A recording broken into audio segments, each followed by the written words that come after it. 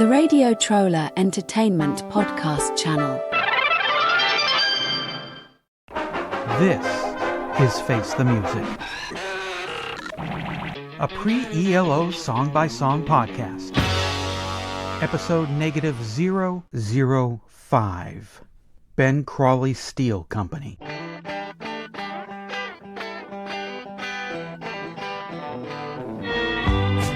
The next train arrives on here at 5:09. I'm standing where my daddy used to be. To follow his footsteps takes me 3 stops down the line. Down to the Ben Crawley Steel Company. Well, I tried my hand at wrenching, but this didn't come off. Seems nothing in that for me. It always tried my patience, which I haven't enough. I'm destined to work in a steel company. What's that song all about? Ben Crawley Steel Company is the 8th track, 3rd song on side 2 of Message from the Country, released on June 1st, 1971 in the UK, August 15th, 1971 in the United States. It was written by Roy Wood. On the October 2015 episode of Purple Haze on 88.3 Southern FM, Bev Bevan said, My rare foray as a lead vocalist. Zing went the strings of my heart, and Ben Crawley Steel Company are my only lead vocals in my career, really. It's like a Johnny Cash song. In 2005, Rob Kager wrote in the article, 1971 the original message on themoveonline.com. The group was in Olympic Studios to start sessions for their new album. The first song to take shape was Don't Mess Me Up, begun on 17 November 1970, and followed the next day by Ben Crawley Steel Company, which took 3 takes to complete. Further sessions begun on 31 December 1970 and included another take of Ben Crawley Steel Company and also recordings for the Electric Light Orchestra, Queen of the Hours, Mr. Radio, First Movement, and Look at Me Now. In the October 14th, 1971 issue of Rolling Stone, John Mendelsohn wrote, Ben Crawley Steel Company, which concerns the evolution of a simple steel-driving man into a bomb-brandishing revolutionary, is a brilliant send-up of your actual truck driver's country music, featuring an unspeakably charming and incontestably virile lead vocal in a register you probably had forgotten exist by super stud Bev Bevan, who just incidentally is also one of the best rock and roll drummers in history. Relish the weirdly phased falsetto backgrounds. Robert Christgau wrote in a 1995 issue of Details magazine, Great Stroke, Ben Crawley Steel Company, in which Johnny Cash dynamites the capitalist who's tupping his little woman. The song was covered in 1978 by Contra. I'll set the building on fire. I'm Eric Paul Johnson. And I'm Eric Winsenson. Looking like a dog who's just been given an algebra book and told to solve it is kind of an occupational hazard when you're going through the Move discography. There's plenty of times where, without warning, you're just, wait, what? But there has been no time going through all of these Move songs that I have been more, wait, what? Than 2 songs that are on this album.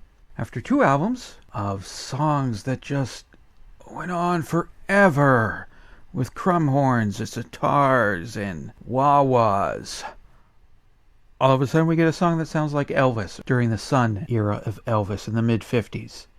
And that was, okay. I didn't see that coming. Never expected that. And here we go. Here's another song. So far we've had an album of prog, psychedelia mixed in here, some harder early 70s kind of stuff, some poppy kind of 70s stuff, and then from out of nowhere it's just, wait, what? Now we've got a country song by The Move? Okay. What was last week's song? The Minister, where it's definitely 70s prog, psychedelic, avant-garde kind of stuff, and slightly somewhat acid guitar riffs, and then we go into this country song. I mean, I first heard it like 5 years ago. A longtime listener and longtime Patreoner Jill Chenault hipped me to this song because I think there was a thread on Facebook about Bev Bevan singing, and I didn't know Bev Bevan sang. She said, no, he sings all the deep parts. Here, listen to this. So I did. And I thought of Weird Al's Truck Driving Man. Listen up, people. Here's a snippet for Jill. I'm jamming gears and hauling freight. Well, I sure hope my seams are straight. Lord, don't let my mascara run tonight. Because I'm driving a big old truck. Because that is a country song, and Weird Al has a really deep voice for it. So I heard it. I thought it was amusing. But when you don't hear it in order and not in context with everything else that's on this album or that came before it, you just kind of dismiss it as, oh, it's a silly little novelty kind of fun song. Instead of going through all of that stuff before it, and it's just, okay, never, ever, ever saw that coming. I think the only Move-sounding parts of this are the opening kind of jangly guitar. I can see that as sounding like Move.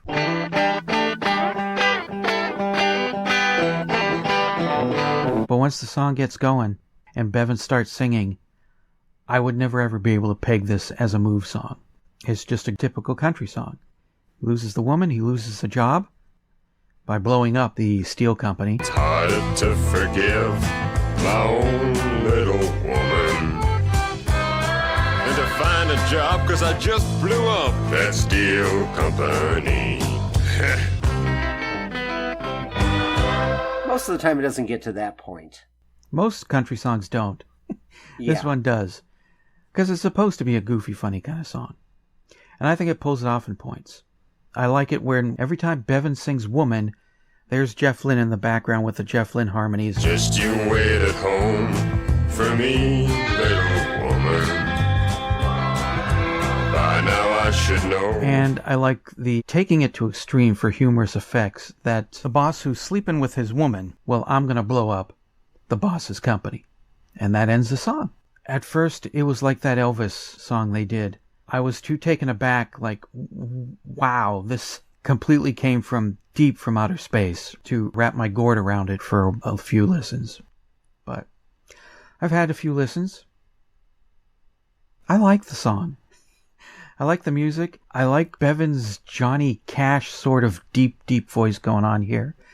I think the words are amusing. So, I like it.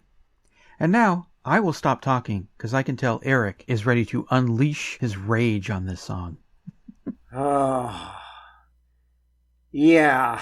I love Johnny Cash. He's done some stinkers in the past, but considering how much he's recorded, I mean, you'd expect it. But for the most part, I love Johnny Cash. Now, this song did remind me a bit, well, of course the voice is obvious, but it reminded me of an actual Johnny Cash song called Oney. O-N-E-Y. Basically, it's about a worker who's had to put up with a foreman who is on his case all the time. And finally, he decides, well, it's time for me to quit my job, but before I quit my job, I'm going to have a, quote, conversation with Oney. Did this conversation involve a pistol? Nope. Oh, okay. Just involved a right and a left. When I'm gone, I'll be remembered as a working man that put his point across. With a right hand full of knuckles, cause today I show old Oney who's the boss. Now, Oney is going to need to take advantage of the company dental plan by the time things are done. So, no, he's not going to kill him, he's not going to blow up the plant, but he is going to have a few words about how his employment situation went. Mm-hmm. It's a good song. This is not. It was written by Roy Wood. Now, Bev is not a terrible singer. No, he's not. I mean, he might be a bit shy about singing, but he's not a terrible singer. Problem is, it seems like whenever he does decide to sing, they decide to do the drummer is singing thing. Yeah. We're going to put you on the Ringo Starr song. Which, is usually the novelty song on the album. And that's what this is. Novelty song. And from the very beginning, I really couldn't enjoy it. I mean, I see that they're going for humor and everything, but it's another one of those failed attempts at trying to be funny.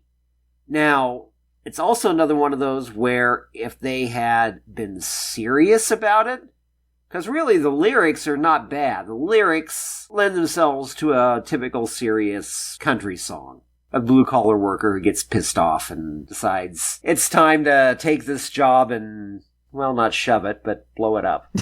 So, Yeah. I mean, it would be a good, straight country song with some humor to it. Yeah.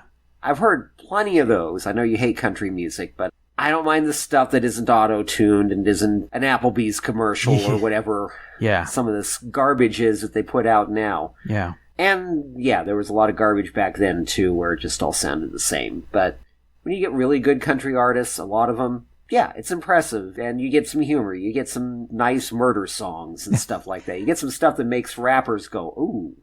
Yeah, I think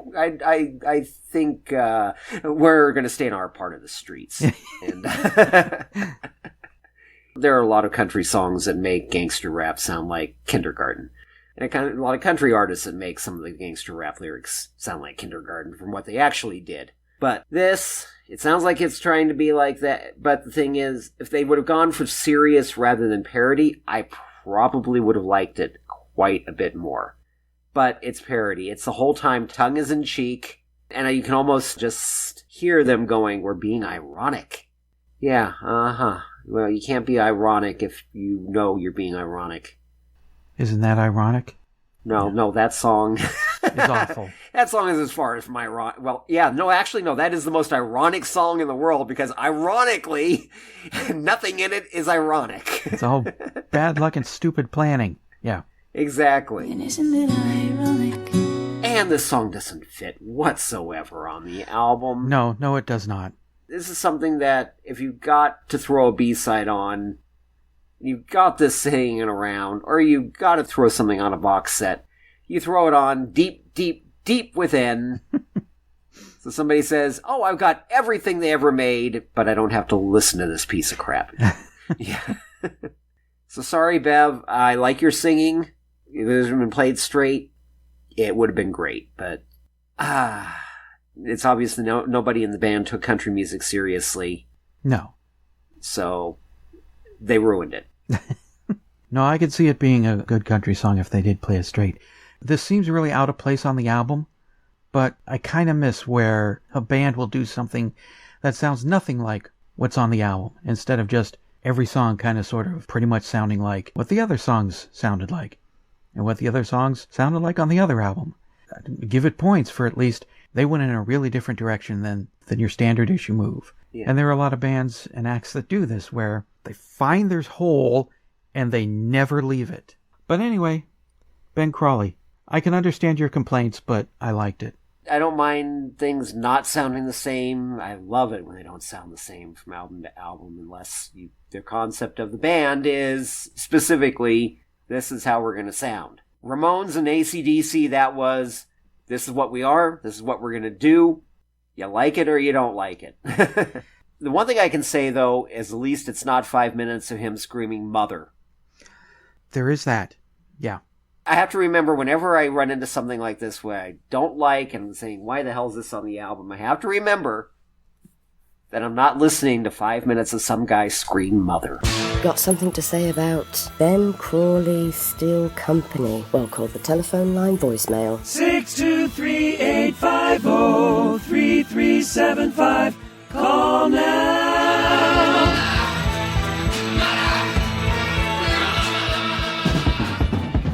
Face the Music, a pre-ELO song-by-song podcast, is a production of Radio Trolla Entertainment, Assorted Deli Meats Amalgamated. You can contact us by voicemail at 623-850-3375 or email us at eloftmpodcast@gmail.com, and we'll read and reply to it on the show. Keep up to date by joining our Facebook group and spread the word by sharing the link or giving us a quick rating on iTunes. Subscribe to our YouTube page, the Electric Light Orchestra Podcast channel, to hear other goodies. You can financially support the podcast at patreon.com/ELOpod or PayPal using the podcast's email address, or send a check or money order to P.O. Box 1932, Superior, Arizona 85173. Next episode, -004, The Words of Aaron.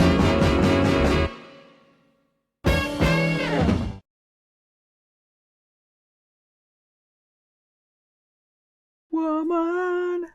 REPC, the Radio Troller Entertainment Podcast Channel.